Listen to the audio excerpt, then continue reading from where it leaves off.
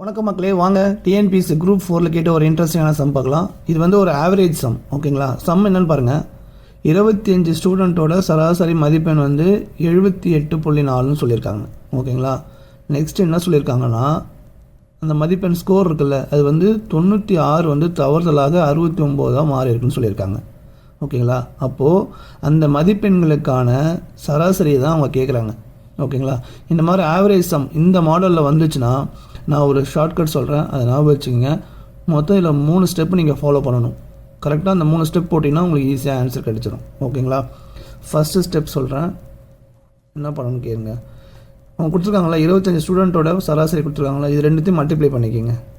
78.4 × 25. இதை நீங்கள் மல்டிப்ளை பண்ணிங்கன்னா உங்களுக்கு வந்து 1960 கிடைக்கும். ஓகேங்களா? இது ஃபஸ்ட்டு ஸ்டெப். செகண்ட் ஸ்டெப் என்ன பண்ணணும் அப்படின்னா, இந்த 96 ஒரு மார்க்கு தவறுதலாக 69ன்னு மாறி இருக்குன்னு சொல்கிறாங்க.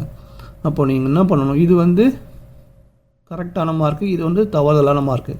இதை நீ என்ன பண்ணணும், நம்ம மல்டிப்ளை பண்ணி வச்சோம்னா 1960, அது கூட ஃபஸ்ட்டு என்ன பண்ணணும், இந்த தவறுதலான மார்க்கில் 69 தவறுதலான அந்த மார்க்கை மைனஸ் பண்ணணும். நெக்ஸ்ட்டு கரெக்டான இருக்குது பாருங்கள் 96, இது கரெக்டான மார்க்கு ஸ்கோரு. ஓகேங்களா? இதை வந்து ஆட் பண்ணணும். ஓகேங்களா? அவ்வளோதான்.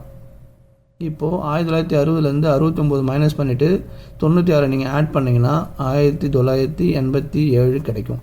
ஓகேங்களா? இது செகண்ட் ஸ்டெப்.